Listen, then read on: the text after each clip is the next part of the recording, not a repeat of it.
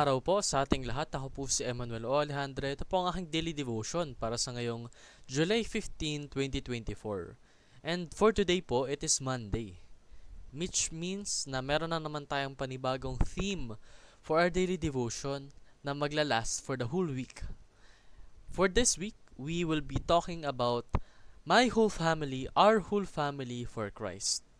Kumbaga, ito po yung values na sa pananampalataya po sa Panginoon, dapat kasama natin yung pamilya natin, yung mga taong talagang napakalapit sa ating puso at sa ating buhay, no? Kumbaga, most of the portion of our life, yung mga kasama natin is yung pamilya natin. So, it is very important na yung mga kasama natin na yun is mga kapwa mananampalataya din natin. Kasi, alam natin yung tunay na kapangyarihan ng Panginoon. Alam natin kung ano yung kaya niyang gawin. Kaya, dapat yung mindset natin is matulungan natin yung mga taong mahalaga sa atin upang maniwala at manampalataya din sa Kanya kasi tunay talagang pagpapalain tayo ng Diyos. Basta tayo'y bibigay lang natin yung ating sarili sa Kanya, no?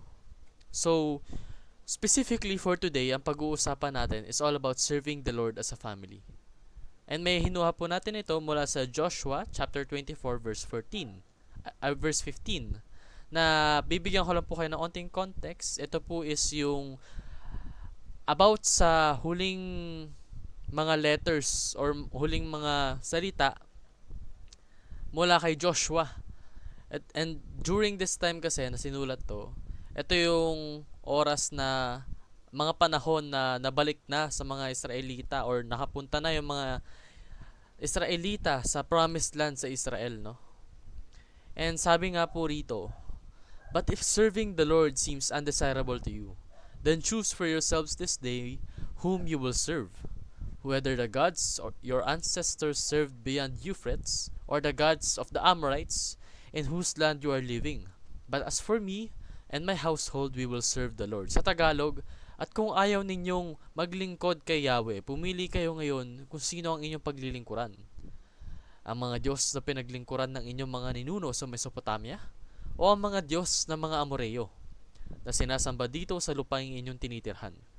Ngunit para sa akin at sa aking sambahayan, kay Yahweh kami maglilingkod. So, ang sinasabi po rito ni Joshua is, mag-decide na po tayo ngayon kung sino yung dapat nating paglingkuran. And dahil dito sa statement na ginagawa niya, or ginawa niya pala, dineclare niya na si God lang, yung God lang natin.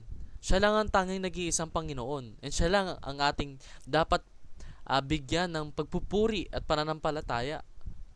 And dinamay niya pa yung kabuuan ng sambahayan niya. Kasi that's such a powerful statement na masasabi mong yung sambahayan ko, yung kabuuan ng aking mga kasamahan ay nananampalataya sa iisa, sa one and only God. Napaka-powerful ng statement na to, no? Parang nagbibigay talaga ng pagpapala sa ating Panginoon. And hopefully, we can do the same, no? Marami talaga tayong matututunan sa Joshua chapter 24 verse 15. Unang-una, we are God's missionaries and leaders to our family. Anong ibig sabihin nito? Tayo daw po bilang mga Kristiyano ay mayroong responsibility upang magpalaganap ng pananampalataya sa Panginoon sa ating pamilya. And bukod doon, sa ating pagpapalaganap ng pananampalataya, we should also serve as leaders. Kumbaga, maging ehemplo tayo. Dapat sa atin nanggagaling mismo yung kagitingan mula sa ating Panginoon. Dapat we showcase na dahil sa pananampalataya at paniniwala natin sa Panginoon, natataas tayo. We are being blessed and loved by God, no? And in that way, marami talaga tayong may influence, lalong-lalo na yung mga taong malapit sa atin. Second, serving the Lord together as a family is our top priority. Kasi, imagine na lang po natin kapag nakatira tayo sa isang household na loyal, faithful, and truthful sa relasyon sa ating Panginoon. Talagang napakasarap manirahan doon, no? Kumbaga, sa lugar na yon, alam na alam mong nananaig yung pagmamahal at pag-uunawa sa lahat ng tao. Kasi lahat ng mga taong yon is gabay ng Diyos. Lahat ng mga taong yon is nakikinig sa kanyang teachings. And yung teachings ng ating Panginoon, wisdom talaga yan eh. Pagkain yan sa mabuting pamumuhay. And pangatlo po, our spiritual legacy is our greatest joy now and throughout eternity. Ano po ibig sabihin nito? Ano ba yung spiritual legacy? Ito po yung mga accomplishments natin na nagpapatulong sa relasyon natin sa ating Panginoon. And isa na sa mga nagbibigay ng napakagandang spiritual legacy sa atin is yung pagpapalaganap natin ng territory ng Panginoon sa ating pamilya. Let's say for example, ikaw pa lang yung unang taong naniniwala sa Diyos sa pamilya mo. Then you've managed with the guidance of the Lord na mapaniwala din sila at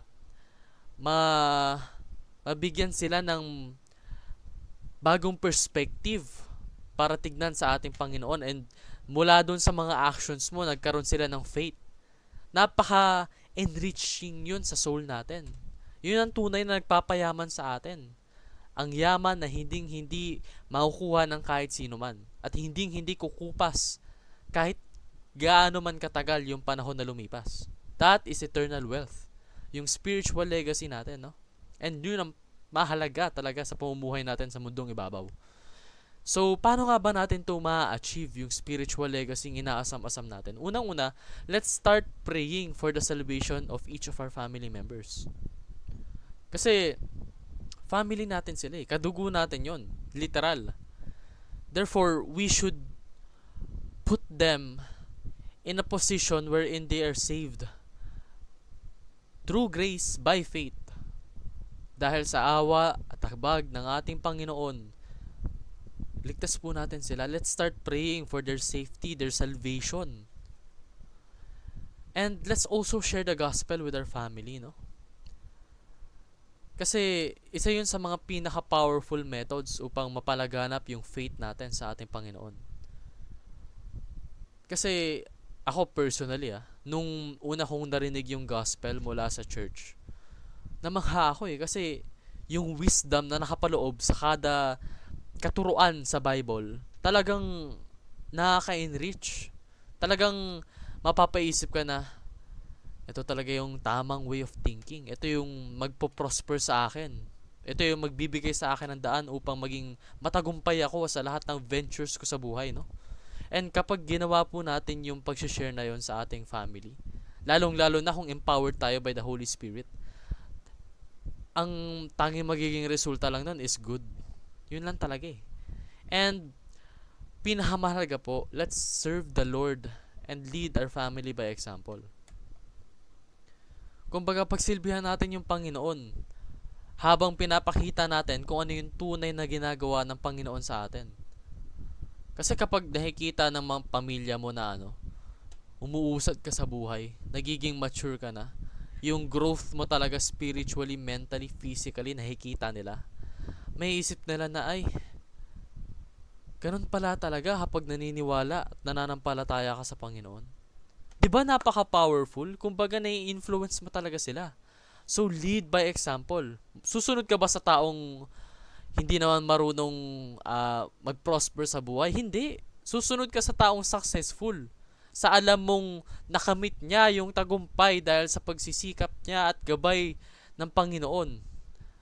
Nakamit niya yung greatness kasi marami siyang natanggap na blessings, na skills, na wisdom mula sa ating God. And in that way, we glorify His name, no? So, yun lamang po ang aking daily devotion para sa ngayong July 15, 2024. Maraming salamat po sa pakikinig. Pagpalain po tayong lahat and let us all give glory to God.